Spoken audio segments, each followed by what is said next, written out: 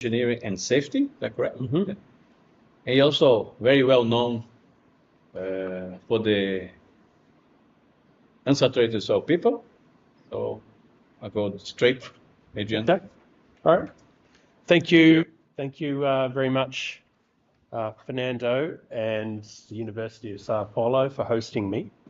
It's very, very nice to be here. It's my first time in Sao Paulo. I met Professor Mourinho in 2002, and I was a very junior researcher, a PhD student, and the professor hosted a conference in Recife, and I went along, and I was in awe of his wisdom, especially when it comes to measuring suction and all the various technologies, and I still am, and I look up to him very much. And it's nice to see his home here in Sao Paulo. Today, I'll be talking about partial saturation influences on tailings, in particular strength, stability, and CPT. This is work that has been building up over the last 5 years through a large research project with the Australian Research Council and 3 universities plus the University of New South Wales and 6 mining companies who are sponsoring the work. So I'm very grateful for that funding. I'm continuing the work on my future fellowship, which is a special research-only position that an academic holds. They're relieved of teaching duties so they can go deep into a certain problem of significant importance, and that is, of course, tailing stability and partial saturation influences. Just quickly about me, I thought I'd put this in there because I've been eating a lot of meat since I've been in Brazil, and I'm from a farm in Australia, in a place called the Hunter Valley. My farm had cows for dairy, milk, but not beef, but anyway. But my farm was here, and these are coal mines, and the orange circles are tailings dams. So I was surrounded by these as a child. I could see them every day. So it had a significant influence on my upbringing, and here I am sometime later doing research on them. The University of New South Wales is in Sydney. We have 63,000 students. It's very international, about 25%. And it's Australia's largest, especially in terms of engineering. And the Geotechnical Engineering Group has around 6 tenured academic professors and a whole lot of PhD students. And this is our campus. It's very dense, not like Sao Paulo, which is spread out. But we're quite near the beach, which is very nice. And it's a very nice place to visit. We do very well in the rankings, which we're very proud of. Consistently first in Australia for civil engineering, and usually in the top 20 in the world as well. It's a big school, 140 staff, 50 academic or professor staff, around 200 PhD students. Yeah.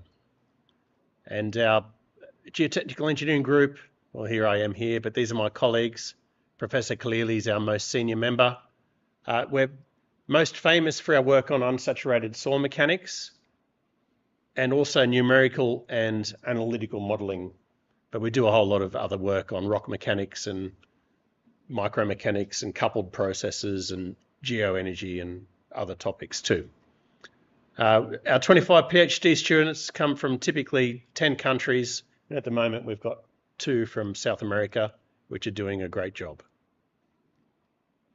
Our PhD program takes 3.5 to 4 years, and good quality students are always welcome to apply, and we're very flexible. We can have arrangements with other places and co-supervise and do things like that. But so you're always welcome. Just reach out, and we love to collaborate and host international visitors. So please let me know. Okay, so now on to the topic. I'll start by talking about unsaturated soil mechanics and the way I approach it. And I'll get on to some issues relevant to strength and stability as well, before I then talk more generally about tailings. So in Brazil, I don't need to tell you what an unsaturated soil is, but we know they're a mixture of solid particles plus air and water.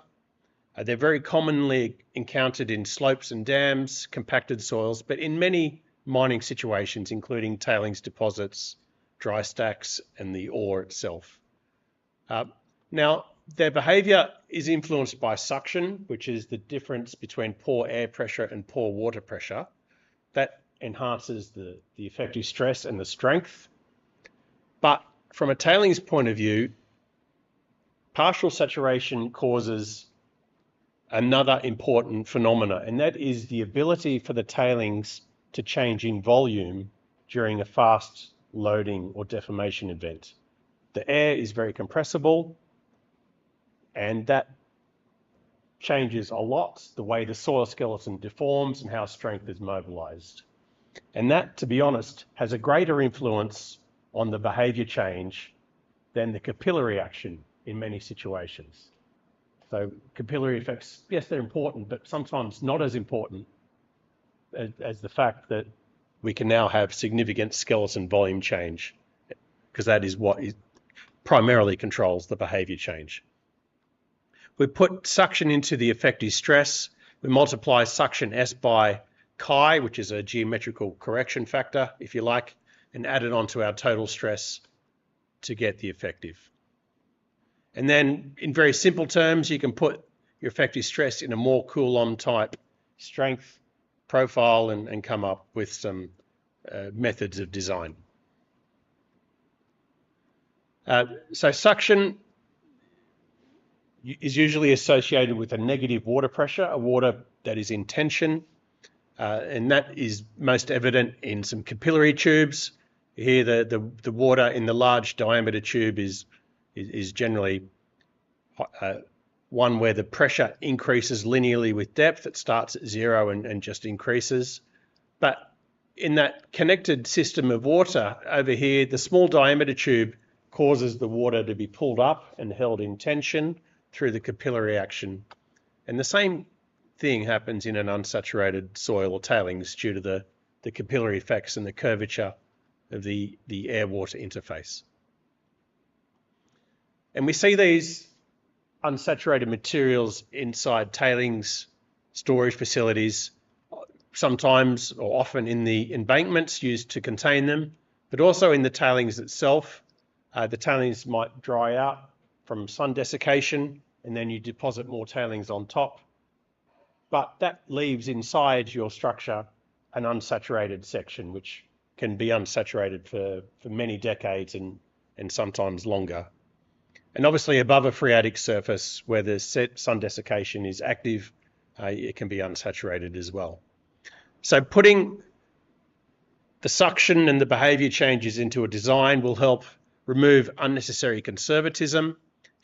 Generally, a higher factor of safety is recovered, and we can add reliability and confidence to our design. So if you can work within a range of factors of safety, you can aim for something at the lower end of that limit, of that range. And I think in some cases it might even help avoid buttressing.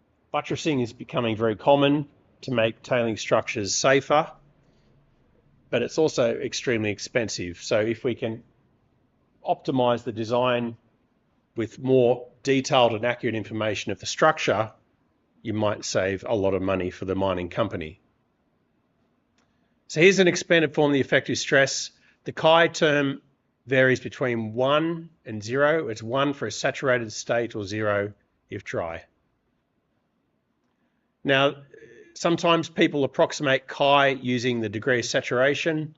That is reasonable sometimes, but other times it can be the two can be quite different. And also using the Fredland approach, the two stress state variables approach, this chi term is equivalent to the tangent of the phi b, which is the suction dependent part of strength, divided by the tangent of your regular friction angle. So the ideas I'm presenting from here on are generally interchangeable with any of these other frameworks. So what does suction do to the general stress strain behavior of a soil or a tailings? Here's a nice example for a decomposed granite. These two curves down here are for saturated loose soils, and as expected, you get a gradual increase of shear stress with strain and some volumetric compression here. Notice the void ratio of those is around 0.4. Now, when we add suction, you get a very different response.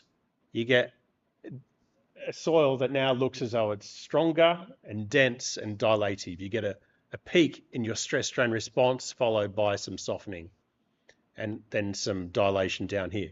But what's really interesting here is that these apparently denser soils or stronger soils are actually looser than the saturated counterparts. The void ratios of those are 0.47. Okay, so they're actually much looser, but now it looks as though it's stronger and denser. And this, of course, is temporary. When that suction is removed, it returns to something that's very, very loose and soft and compressible. So that strength increase is not just caused by the effective stress increase. It's also caused by a phenomenon called suction hardening, which is in the effective stress framework, a shift of your normal consolidation line. If this is the saturated consolidation line, you get a stiff elastic part followed by a less stiff but plastic part where it's normally consolidated. And then if you add a suction, those lines shift to the right. You get, again, a fairly flat elastic part followed by a shifted and steep plastic part. So that horizontal shift is due to suction hardening. We call it a hardening because you know the normal consolidation line controls the size of a yield surface, for example. So if that yield surface is becoming larger, we say the soil is hardening, and that is what suction is doing. There's a companion shift of your critical state line that stays parallel to your normal consolidation line. So if your normal consolidation line depends on suction, so does your critical state line. There's a whole lot of theory about this, which I won't talk about, but that's basically the major cause of this apparent strengthening of the soil due to suction. So in this work, I focus on two tailings, and I'll detail these a bit more later, but these are the critical state lines that are suction dependent. This is the saturated one here, and as you increase suction, they shift upwards to the right. This is a dimensionless suction. It's the suction divided by air entry value and 50 and so on. And you can see how the critical state lines are shifting quite a lot due to the presence of suction. So how do we determine this chi-S parameter? It's obviously important to our effective stress and strength and therefore stability. Well, it relates a lot to water retention. So we go to a lot of trouble to determine water retention properties. We know they have such a powerful role in many behavioral aspects. And the basic features are shown here. If you start with a saturated material, increase suction. It's only when the suction exceeds a certain value does air and able to break into the pore space and desaturate the material. We call that the air entry suction. That's the break point. And then it moves down a main drying curve. Conversely, a main wetting curve, if you were saturating the material, would move up and hit the degree of saturation of 1 up here somewhere. And you can hover between the two along what are called scanning curves. And these could be hysteretic and loopy, and things can be nonlinear, but these are the basic features that we measure in a laboratory. In my work, I use a very convenient and often observed property of water retention curves in tailings, and that is that they are linear in the double log degree of saturation and suction plane.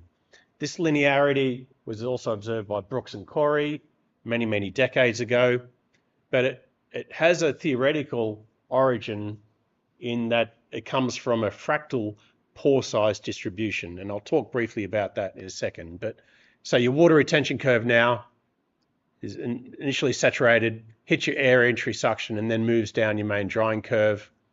This is the main wetting curve up here, intercepts the air expulsion suction, and then I'm assuming scanning curves are linear and there's no sort of loop, but there's an infinite number of those as you zigzag back and forth your main drying and main wetting curve.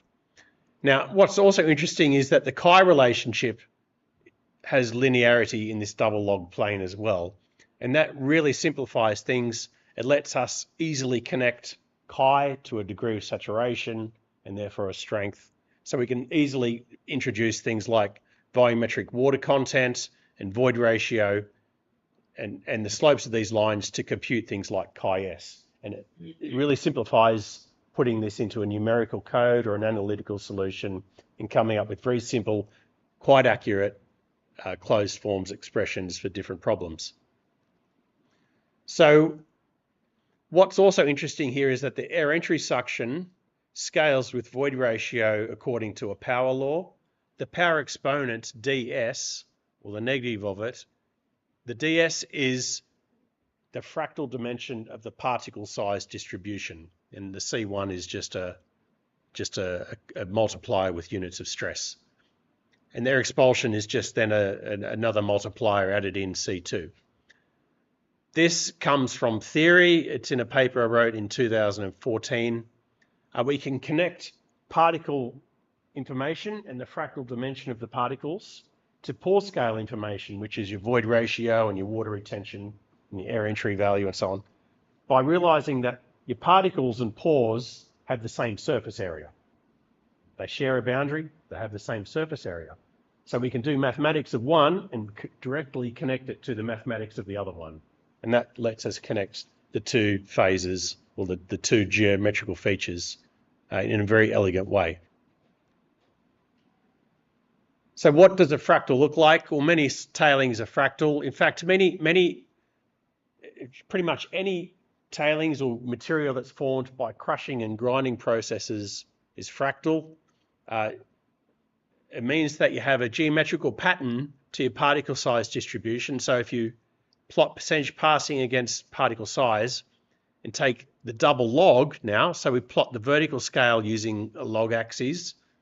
If you see linearity for 1.5 or 2 log scales, then the slope of that line gives you your fractal dimension, and you have a fractal.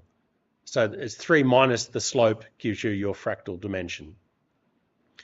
And I've tested many tailings, many mining products, coal rejects, ores, you name it, and they're all beautifully fractal. Even natural soils like decomposed granites, loess, decomposed basalts are fractal.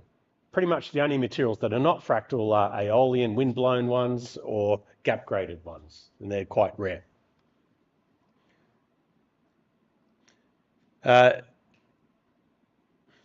So here's a closer look at the water retention curves for the two tailings that are focused on.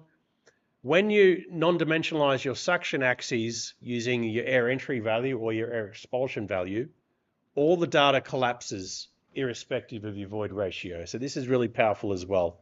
It lets us introduce volumetric compression into the various analytical expressions and analyses that we do. So these two tailings, gold and copper, from different continents, almost by coincidence, same particle size distributions, but you can see very different water retention curves, very different grain shapes and mineralogies and so on. Now, we can skip that slide. This is a general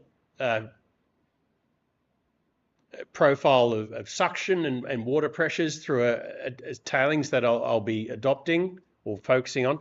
So when you have a phreatic surface and things are hydrostatic, everywhere below that you have a linearly increasing water pressure with depth. But immediately above your phreatic surface, I've defined what's called a capillary rise section that has a height equal to your air entry or air expulsion suction divided by the unit weight of water. So if you've got a drying out process, like a drawdown of your water table, then it's your air entry suction that goes here. But if you've got a wetting process, some kind of wicking action or drawing up of the water, then it might be the air expulsion suction that goes here. And in that region, the tailings is saturated, but has a negative pressure. And it's only above that region does air begin to enter the system, and you have this curved profile with depth.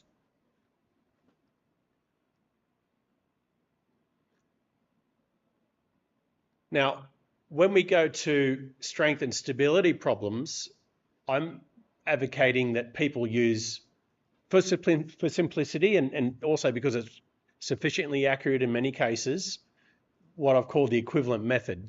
Now, it's well known, or half of it is well known. We simply put a contribution of suction, chi-s, multiply the tangent of phi into an equivalent cohesion. Okay. But you also have to modify your unit weight, and that is less well known. If you have a gradient of suction or chi-s with depth, then that can make the soil feel heavier or looser, depending on heavier or lighter, depending on which way the gradient acts, and that needs to be added into your unit weight as well. The k chi-s part here is the slope of your chi-s profile with depth that needs to go in to that particular quantity. And when you apply your modified cohesions and unit weights in a limit equilibrium calculation, for example, the governing mechanics is preserved perfectly. And I've proved this using slipline theory in a whole lot of stability problems, shallow foundation slopes, retaining walls. I haven't got the details here, but the dimensionless groups which control the problem are preserved. And it means that you don't need to resort to the inbuilt unsaturated soil features of the analysis. So you don't need to go to the suction curves in slope W or whatever. Forget about that. Treat it as a total stress system with zero pressures, but you've captured the suction parts through these modified cohesions and unit weights. It works perfectly well for what I call pseudo-drained conditions. In other words, when your suction profile doesn't change much from your initial state and then during the deformation leading up to failure or collapse. And that is true when you have low degrees of saturation, or what I call the volumetric air ratio, which is larger than 15% of your overall volume. In those cases, you've got enough air in the system, even if the deformation is fast and Boyle's law is in play, the air volume is sufficiently large that the air pressure build-up is quite small, in fact negligible compared to total stress changes, and you can essentially just treat the suction part as being constant in the analysis. The errors are generally less than 10%. Okay, now let's get on to the CPT, which is the main thrust of the research. I'll briefly go through some historical work. I'll spend a bit of time talking about drainage conditions. These are really important. And then I'll go through some of the new results and discoveries we've shown for tailings. And then I'll also talk a bit about instability and post-liquefaction strengths and how they relate to estate parameters. Very early on, in a compaction mold type calibration chamber, very basic, pushing cones into an unsaturated sand showed the cone resistance can more or less double when your degree of saturation is very low. More sophisticated work at a site in Perth at the end of dry season, high suctions, this is your cone resistance. At the end of the wet season, low suctions. But again, you can see the cone resistance is essentially doubled due to that increase in suction in this case. In our calibration chamber at UNSW, again, saturated condition out here on the left. As you add a suction, in this case of 200, down here on the right, your cone resistance is doubled. All right. It's not always a doubling. It might be 2.5, 3 times. Sometimes it might only be a small increase. And it depends a lot on your total confining stress as well. So apart from experiments, I've spent a lot of time analysing the analogue to the CPT called cavity expansion. If you have an expanding sphere in an infinite soil mass, the idea is that the pressure required to cause that expansion is roughly similar to the QC that pushes on your cone tip. You could also have an expanding cylinder, but the sphere is generally considered to be a bit more representative. So I've put a whole lot of different constitutive models into this analysis and looked at different types of unsaturation and different drainage conditions. I've also looked at partial drainage and complex constitutive models, simple ones to understand how things behave. Now, from a practical point of view, we would be really pleased if we could assume suction is constant or chi-s is constant during a cavity expansion or a CPT. It means that what prevails at the cone tip during penetration is the same as the initial condition. That would be great if it was true, but sometimes it is, but not always. What realistically happens is we have a constant moisture contact condition. The cones push quickly, there's not enough time for water to drain in or out. It stays trapped, it's a constant mass. And in fact, if air is not connected to the atmosphere, if it's present in isolated pockets, the air is also trapped, but it can compress as the pressures build up, and we have what's called a constant mass condition. So these two are more realistic, but more complicated to deal with practically. But our cavity expansion work showed us that if we've got more than about 15% of air in our system by volume, then you can essentially assume chi-s is constant without loss of significant accuracy. The errors in the extreme, I think, were only about 20%, which is not that much practically. So you can assume constant chi-s with those large air volumes. In other words, you've got a pseudo-drained condition.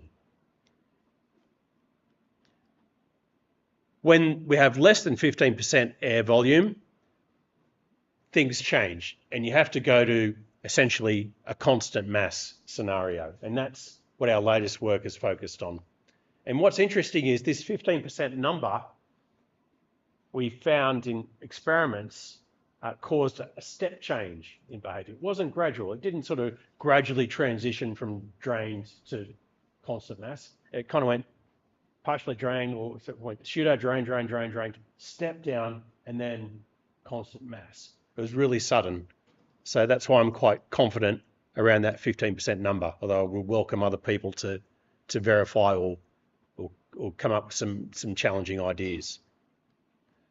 Anyway, so with the CPT work and the cavity expansion work, we can also look at things like classification and what suction does to those. These are some CPT results at one site. It's one hydraulically deposited silt sand mixture. I think this was used to build the Hong Kong airport. Saturated soil, when you push a cone in, plots here with the soil behavior type around 4-5, which is a silt sand mixture, marginally dilative contractive. Above the water table, if you ignore suction, in other words, you don't put your suction in the effective stress here in your normalized cone resistance, you get an artificially large value of that normalized cone resistance, and it causes your data to plot up here. And it looks like you're pushing into a clean sand that is very dilative or dense. And that's clearly wrong. It's this looser silt sand mixture. So you need to be really careful even with your classification and the soil behavior numbers that come out of it when dealing with cones in unsaturated soils. So now focusing on the tailings, again, thank you to our funders, but also many people have been involved here. 2 PhD students, Yanzi Wang, Arturo Jimenez, former PhD student Tan Vo, they're all at UNSW, but then some colleagues at UWA, University of Western Australia, Andy Fourie, Dave Reed, and Wana Yala. So thanks to all. Just a refresher, these are our 2 tailings, both fractal. I've shown you that already. Water retention curves. Now here's the CPT results. Now the work here is in a Geotecnia paper from last year. It's open access, so industry people can easily jump online and download it. We conducted CPTs in 2 calibration chambers, one at UNSW, one at University of Western Australia. One's large, one's small, different cone sizes, different penetration rates, all sorts of things. The black closed dots are saturated test results, and the open symbols are unsaturated test results. And on the left-hand side here, those unsaturated tests happen to be from a tailings where the volume of air was always more than 15% of the overall volume. The saturated tests were performed very slowly. Small cone, just a fraction of a millimetre per second, knowing that drained conditions definitely prevailed. And we saw uniqueness in the two test results. And this is a really nice thing to see. I must note, the state parameter for the unsaturated tests requires knowledge of your shifted critical state lines. So it's a bit tricky for a practitioner to get that, but I'll show some workarounds in a moment. But when you are able to tap into that knowledge, you do see uniqueness in the two test results. Another tailings, this is the copper. Again, saturated black symbols, unsaturated but large air volumes, more than 15%. Again, you see uniqueness. Now, there are three tests for that particular tailings which have low air volumes. Here it's only 9%, here it's 7%, here it's 1.7%. Then you see a departure from this main trend. And that's because we've now got a different drainage condition at play. We've got partial saturation, we've got closed system, air is trapped, unable to drain, but it compresses. Up here in the main trend, there's enough air, so it's essentially connected to the atmosphere and drains, or if it's not, when it compresses, the pressure changes not much from Boyle's law. You essentially got a pseudo-drained response.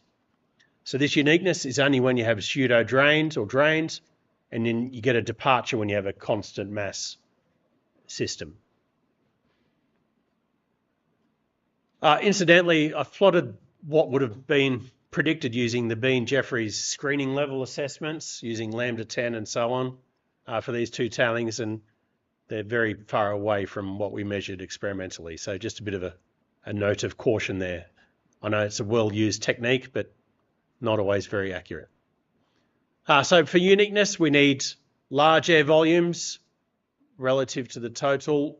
So we have pseudo-drained, and that's on the unsaturated side. But with the saturated ones, we also need drained. Otherwise, you won't see uniqueness at all.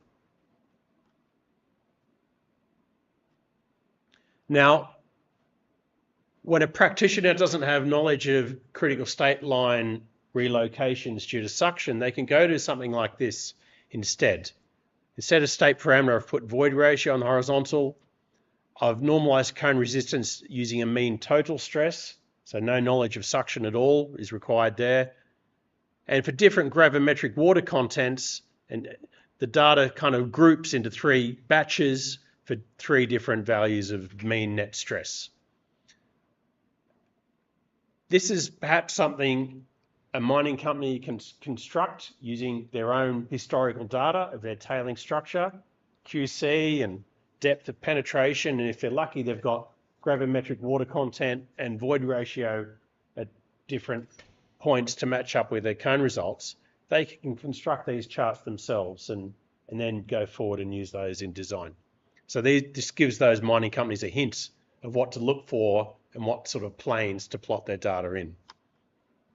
Okay. Now, I drew these lines using a bit of a complicated rehash of the theoretical lines through here and through here. So and I had to make an assumption about where the hydraulic state locates on the soil water characteristic curve. Is it on the main drying curve? Is it on the main wetting curve? Or is it somewhere in between? And I assumed it was exactly halfway between your drying and wetting curve. And I think that is reasonable. And Fernando might have some experience on this as well, but there's a bit of a thought in the unsaturated soils community that you often are on a scanning curve, roughly halfway between a drying and wetting curve. It takes an extremely large drying event to end up on the drying curve, or an extremely large wetting event to end up on the wetting curve. Often larger than what happens in normal seasonal cycles. Certainly in Australia, that seems to be the case. Maybe not in Brazil, but and in fact, we did some slope monitoring. This is at a slope in New Zealand, as it turns out. These extreme main drying curve, wetting curve are shown by the black lines, determined experimentally, but the field measurements showed the hydraulic state always hovered usually between the two on a single scanning curve and just sort of zigzagged back and forth during normal climatic variations. So that's a bit of evidence that under normal conditions, it's really difficult to dry out the state from here and then move down your drying curve to here. Or correspondingly, it's really difficult to wet the soil up, so it moves to here and then up here. It just takes abnormal conditions for that to occur most of the time. Anyway, let's go to some field data.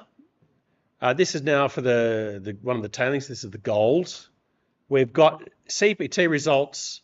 Now, I'm just going to focus mainly on the saturated sections. That's below the estimated phreatic surface here, because they changed the penetration velocities for a 1 meter section in one of the tests. The light grey line is where they slowed it down to know they have perfectly drained conditions for a 1 meter section, and the results everywhere else are undrained. Because what I did was then use our laboratory results to say, well, look, if it's drained, we know what the trend line is. We can back calculate the state parameter. This is the trend through here. So at every point, we can calculate the state parameter when it's drained. Oh, sorry, it's just in this sort of 1 meter section. Calculate the state parameter where it's drained, and then compare it to the cone results where we know it's undrained, and then come up with a new correlation that relates those state parameters to a normalized cone resistance for an undrained state. And that dashed line through here is that new correlation. And what this highlights is that you get very different relationships between normalized cone resistance and state parameter for drained and undrained responses. That's not as well known as it should be. The Bean Jeffries textbook kind of implies that the one screening level assessment set of charts to get K-bar, M-bar works for both drained and undrained cases. I don't think it does. Most of the data on those plots are for drained penetrations, sandy soils with a few tailings thrown in. There are a few clays, but they don't follow the trend very well at all. So I think that type of chart might be better suited to a drained penetration until we know how to properly overlay partial drainage and undrainage on top of it. Anyway, let's just get the new undrained correlations from a drained correlation. And what I've also done is extract void ratios and compared them to piston sample measurements, and there were good agreement. So that kind of confirms that our laboratory experiments and then working through different predictions ended up matching quite well with what was present inside the tailings dam where we took the samples from. Okay, here's another set of results. This is for the copper. Now this CPT is through, well, no, before I move on to it, I wanted to just show one little section here as well. Above the phreatic, in a capillary rise section, you theoretically have a negative water pressure and saturated conditions. And if you've got a well-saturated cone tip, it should measure negative water pressures to an extent, maybe up to minus 100 kilopascals if you're lucky, maybe not. But it seems to be the case here too. The cone seems to be measuring negative water pressures consistent with the idea that we've got a capillary rise section. And then suddenly the pore pressure readings essentially are zero, signifying perhaps we've got air in the system here and we've just hit that limit of our capillary rise. So yeah, these little things you might be able to look out for in some of your cone results. Now, this is the layered saturated, unsaturated system. Spikes in the pore pressures, we think in this case represents saturated material, and where you've got near zero pore pressure readings, unsaturated.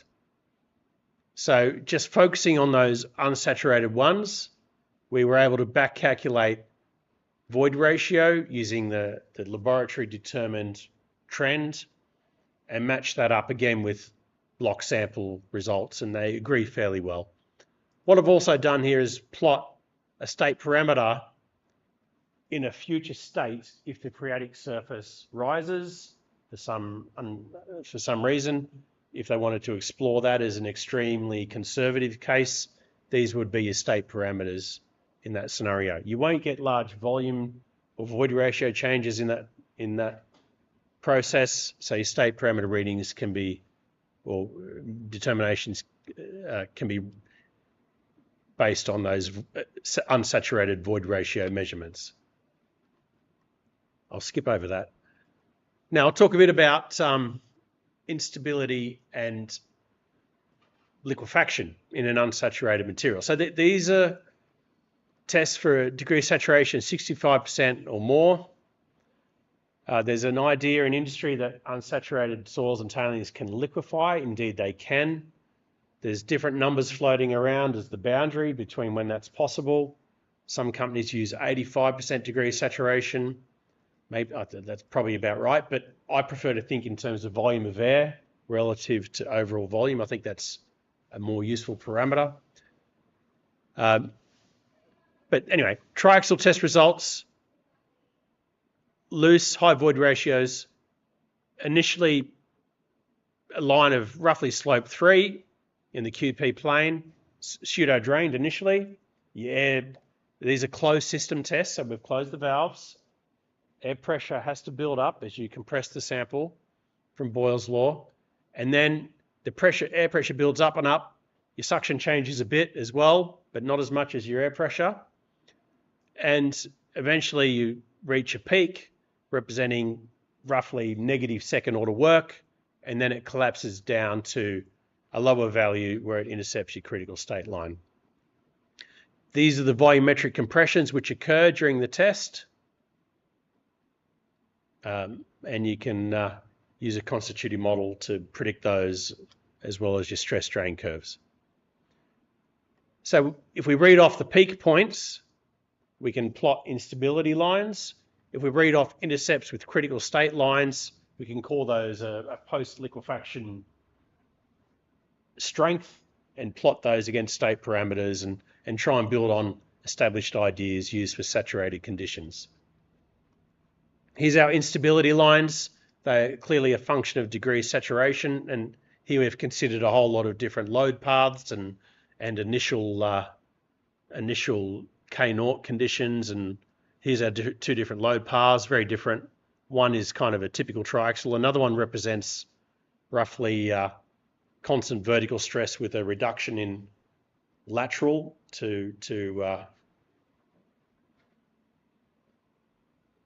yeah, I think that's the case. Anyway, but yeah, fairly good uniqueness with degree of saturation, or you could replace that with volume of air ratio if you like.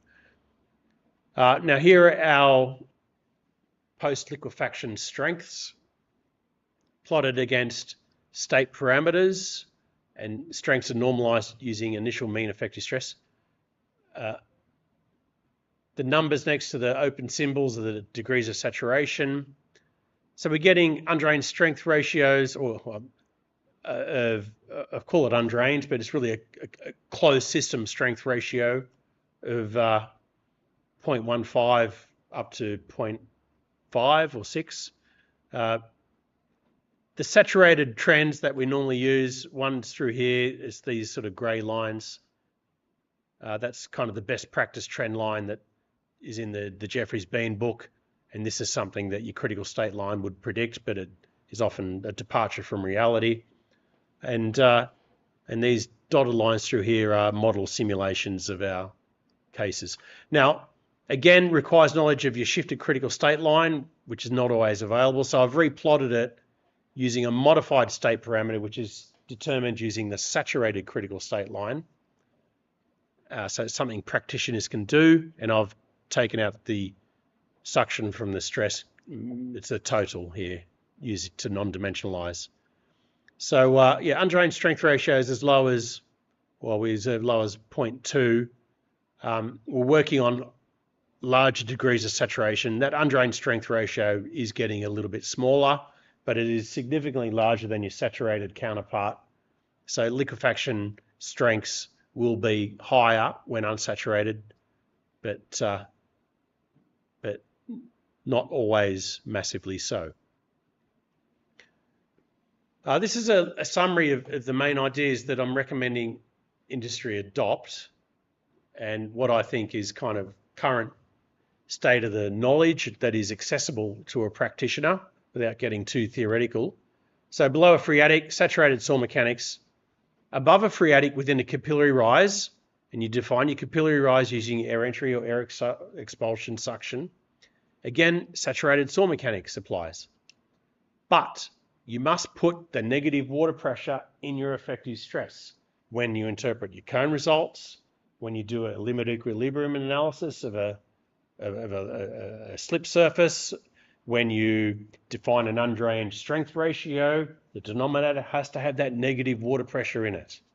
Skempton's A, B bar parameters apply. You can get an undrained shear strength dividing your cone resistance by an N factor. You can use a K bar, M bar plot instead. All those standard concepts apply. In the drier sections, where air volume's larger than 15%, this is where I'm recommending people use this equivalent concept, equivalent cohesion and equivalent unit weight if you've got a large gradient, and assume pseudo-drained conditions apply. So you can go forward now with the design, treat it as a total stress system with zero pressures, but you've captured the suction influences through your equivalent cohesion and unit weight. It's that intermediate section where we're still building knowledge. Your volume of air is now less than 15%. Closed system conditions prevail. The tailings response has a bit of volume change. It's also partially saturated. So you've got this partial drainage, partial saturation phenomenon happening at the same time, and it's getting complicated, but we're making a bit of progress. And I'll just show some of the recent work now. These are cavity expansion results when we've got very small air volumes. Here it's 10%, here it's 5%. And you can see that these are the trends. It's a corrected cavity expansion result to become equivalent to a cone one.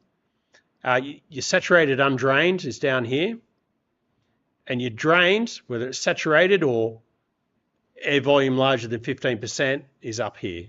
So as your air fraction reduces, you move from here through these down to your saturated undrained here. So this gives you an idea of how your cone trends will depend on air volume ratios. The partial saturation has a very similar influence to partial drainage in a saturated CPT. Partial drainage in a saturated case means as you push a cone, you get a little bit of volume change around your soily tailings, but not as much as you do if it was fully drained. And it's certainly not a constant volume like an undrained. You're somewhere in between.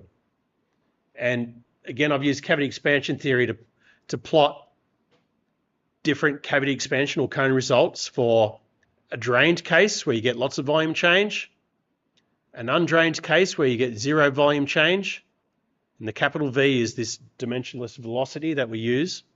And then when you've got partial drainage, you've got these lines that they'll locate somewhere in between.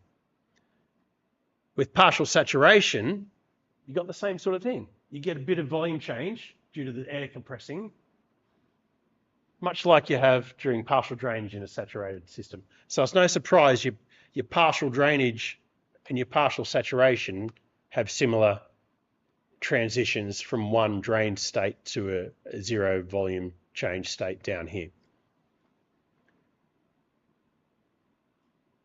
So this is what the future of interpretation methods might look like. We're still working on this. We're just populating these types of trends with real data. At the moment, this is a theoretical prediction from cavity expansion work, but your K bar, M bar have been normalized against their drained values. So when you've got very low velocities or a volume of air over volume of 15% or inverse of 6.7, when you're to the left of that, your K bar is equal to your, and your M bar are equal to your drained values. Conversely, up here, when you're saturated and undrained, large velocities or zero air, your K bar and M bar are very different from the drained values. And generally, when you plot in a log scale, you get a near linear transition of one to the other. We've proven that using cavity expansion work, and now we're just backing it up with some data. So I think we might end up pinning our interpretation methods to a drained M and K bar, and then modifying those to account for partial saturation or partial drainage in a rigorous way using something like this or an alternative. Depends what we end up coming up with, but that's where we're heading. Just a couple of other things we've discovered. I want to encourage people to be cautious if they're using the widget of Shuttle and Jeffries. We've done some work on it, and it has built into a correction factor between its cavity expansion results and a cone resistance that is roughly 2. But when we did our work, we found that the correction factor varies between about 4 and 8. In this case, it's 6.3. This is cone result against cavity expansion, slope of 6. So yeah, just be really careful. I have a feeling that that correction number is a bit low in many cases. And also the widget, the numerical scheme inside it, I'm not exactly sure how it works, but it's producing errors as large as 10%. That might be due to error tolerances or the fact that it's modeling a cavity that doesn't expand from a 0 radius. I'm not sure yet, but yeah, it's not producing correct results. So just be really, really careful when you use it. All right, just to sum up now, what industry are doing, the good and the bad. And this is what I want you to share with others and learn from.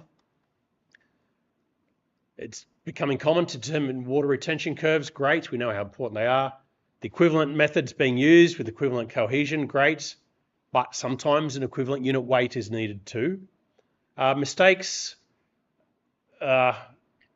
People are confusing osmotic suction with matrix suction. Osmotic suction often does nothing to a strength or stability. It's only when you got a lot of clay present that it has a role, and even then we don't really know how. So just be careful. All the stuff I've dealt with is really about matrix suction and low clay content materials. Not understanding history says people are asking a laboratory to determine a water retention curve and getting a nice drying curve, but then they go and apply that in a scenario for a wetting event. Okay, oblivious to the fact that there's a very different wetting curve that's relevant to a wetting event due to this phenomenon called hydraulic hysteresis. So be really careful there. Make sure you get the wetting curve as well. These MPS devices, Teros 6, they're good to measure suctions, but be careful because the calibration curves for those have really only been calibrated for drying events. So if you're putting them in a structure where it's getting wet for some reason, then the calibrations don't work. Using language like undrained shear strength in an unsaturated region, that's just shouldn't be done. An undrained shear strength traditionally is a constant volume saturated thing, but when you've got partial saturation, you get compression, volume change. The whole concept doesn't work. Putting piezometers in an unsaturated soil to begin with.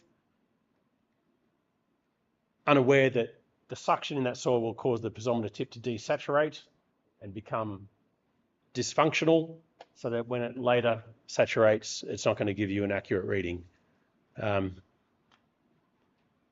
phreatic, we can have negative water pressures and be saturated, so use those. And yeah, they're the main ones. Okay. Key messages: use equivalent method, proceed with designs when you have high air volumes. You don't need suctions in your computer codes or analysis. Treat it as a zero pressure, poor pressure, total stress case, and you preserve all the governing mechanics.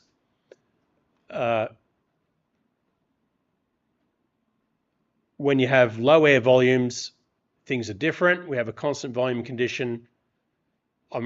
At this stage, because we don't have any real established tricks, probably the best approach is to do constant closed system testing of your samples. Close the valves.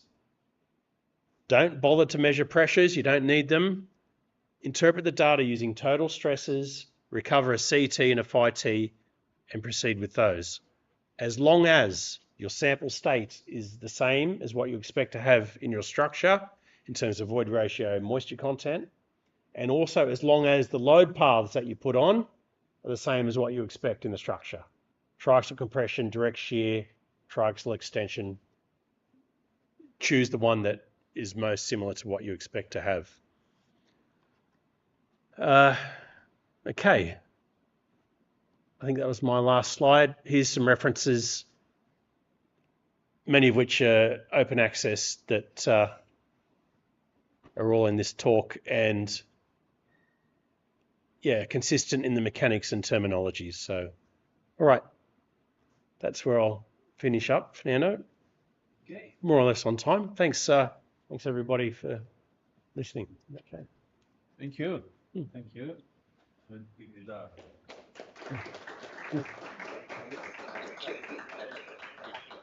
Então, gostaria de saber se alguém tem alguma pergunta. For the practical point of view, when you push the cone in unsaturated soil, what do you think about the possibility to change the velocity, to understand better the behavior, pushing faster and lower, just to understand better where you are in the interpretation chart and things like that? That's a good question. My answer to that is, if you've got large air volumes, so more than 15%, it doesn't matter if you push it fast or slow. You'll get the same cone response because you've got a pseudo-drained condition, right? Your pore pressures, in reality, are a little bit different in the two cases, but not to the extent that you can measure them reliably. And you'll get what appears to be essentially the same cone resistance in both. Now, if you've got small air volumes and you push quickly, you've definitely got closed system.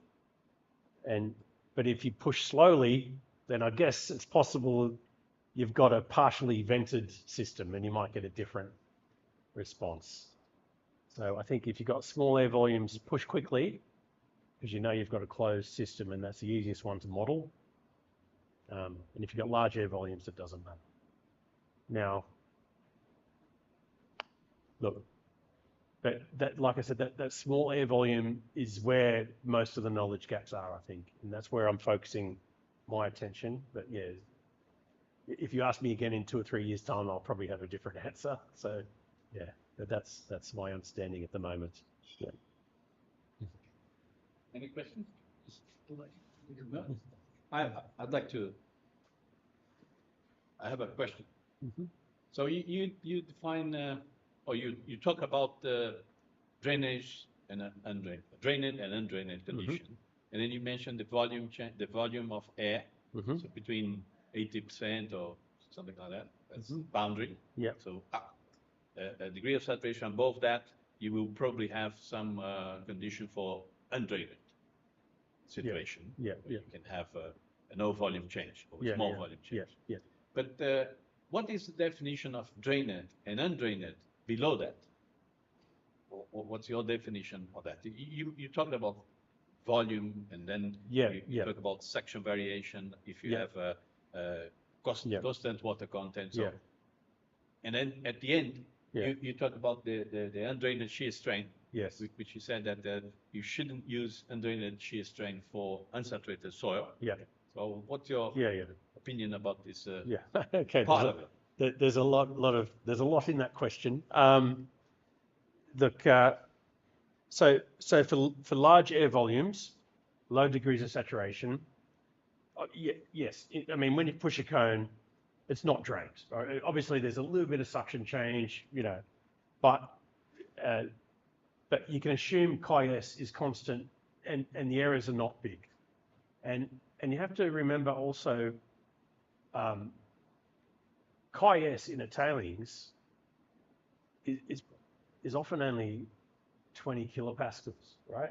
And we're talking about the 20 changing to 23 or 16. I mean, it doesn't mean much when your cone resistance is 2 megapascals. So it doesn't have a big influence, in tailings especially. And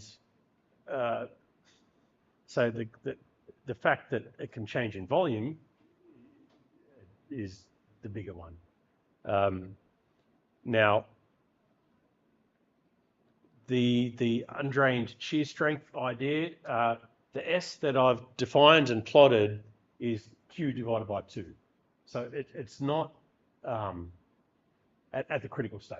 So it's not your classical sort of undrained shear strength that we calculate for a saturated material. And so, did I call it an undrained shear strength? What's the best word for it? I think I'm talking about, where these lines intercept the critical state here. I've called it S, and I put a little subscript R, meaning it's large strain or residual, but I didn't put an SU like we use for a saturated one, right? That's intentional, but So it's just the shear stress divided by 2, and it's not a constant volume strength at all. No. I don't know if that really helps, if that answers your question. No. Yes, so that I understand that it's not easy because it's a little bit of particular definition sometimes. Yeah. Because it's a look, this is. But it's important to put the A instead of the U. But these are first steps, and I wonder if we'll end up with relationships with a classical SU, because we know SU for saturated. How does that change when it's partially saturated? And no one's looked at these things yet. These are the first steps, right? There's so much more for us to do and explore. Oh, I have a last question. Do you have any questions? You? No? I have another last one. Yeah. So again, now talking about the dry stack. Yeah. So you start with the optimum water content. Yeah. So we compacted that condition, which is about 70, 60, 80% of degree of saturation. Yeah. Because it's quite a low degree of saturation for this tailing. Yeah. The tailing is going to have 100 meters. Mm-hmm. So most of the mass is going to be like that, theoretically, if you don't have big infiltration or not. Okay. So you mentioned that it's going to work on one scanning curve. Scanning curve, Yeah. which is true from the middle. Yeah. But in our experience, it's also true close to the surface. Okay. It's also close to the surface. Yeah. Not talking about 20 centimeters, but meter above that, it will be more or less like that. Even here in São Paulo, we measure that, and during 2 years, it doesn't go to 1,000 section. So it's good to have that. So should we focus on that? That's a, Yeah, I think so. I mean, you're a wise man. You know, right? And it's really difficult to make a big change to the suction, right? And so if we can rely on it being on the one scanning curve, yeah, we should definitely be using it. I mean, but it's and then you spend meetings with experts coming up with scenarios where how does water get in and change, you know, and you'd be really conservative and maybe, I don't know, you abandon the idea and adopt saturated soil mechanics. But yeah, this is a good question. In Australia, in the mainstream civil engineering industry, if they're building a reinforced earth wall for a bridge, they use saturated soil mechanics. And I say, well, look, why don't you use unsaturated soil mechanics? Oh, no, what if it rains and there's a flood? This thing is 5 meters this way and 10 meters that way. It's got concrete walls that's above the ground. There's no way in the world it's getting flooded. And so they still won't use it, right? They're scared to use and rely on suction in their designs, right? Just one more point. yeah, sure. The fellow is the groundwater table. Yeah. Something that's you never know exactly where it is, Yes. especially in tailing dams. Hmm. And sometimes you don't have a continuous water Yeah. table. Yeah. And how we deal with that in the design? So I have a stability allowances and we Yeah. don't know exactly where the water table. I have some ponds. Yeah. So how we're dealing with that? Look, that is so important, and especially in tailings, but all slopes and dam problems, you know, where is the phreatic surface? And it's difficult. You need multiple methods, dissipation tests from a CPT, piezometers, maybe standpipes if you can rely on them, you know, sampling and recover the degree of saturation if you can. A mixture of these techniques. Maybe there's other instruments you know about that I'm less familiar with, like moisture sensors and, you know, temperature, resistivity. Yeah. I think Yeah. to try to answer this question in some way, we can think about an approach that you have a factor of safety for saturated condition and a factor of safety for unsaturated condition. So you have to play with that. In Brazil, we are, let's say, not obliged, but you have to follow the standard. And the standard ties you up. Yeah. You can't do anything in terms of engineering. So you can't create. Yeah. With safety, of course. So one of the ideas is to have a factor of safety, which is high for saturated condition. Yeah. For unsaturated, it's low for saturated condition, and Okay. it's higher for unsaturated condition. So if you have a case, eventually, that you have flooded, you still have a reduced degree of factor of safety, but it's still safe. That's how hydraulic works. The hydrology people work like that. So why we cannot do the same? So it's one approach that I try to use sometimes. For the tailing dams, to know where is the water table, just to have a good idea where it is. If you can use some an indirect approach to have an idea of where is that. Have you been trying something like that? Yeah, tailing dams are more complex to do that. It's more complex to do that. But because in tailing dams, it's my belief that you can use for tailing dams, not the dry stacks, but for tailing dams, you can use unsaturated conditions to check, to verify, to see where you are, what suction is doing to you. Now you have a factor of safety equal 1 when you calculate saturated, but in fact, you have 1 unsaturated. So a drop of water will make it fall. That's the approach I use for unsaturated soil in tailing them. So that's a way to check if you are really close. So it's standing there because it's unsaturated. I don't know. Yeah. Look, tailings dams are difficult, but I'm looking carefully at a number of them in Australia, and the more I look at them, the more questions I have.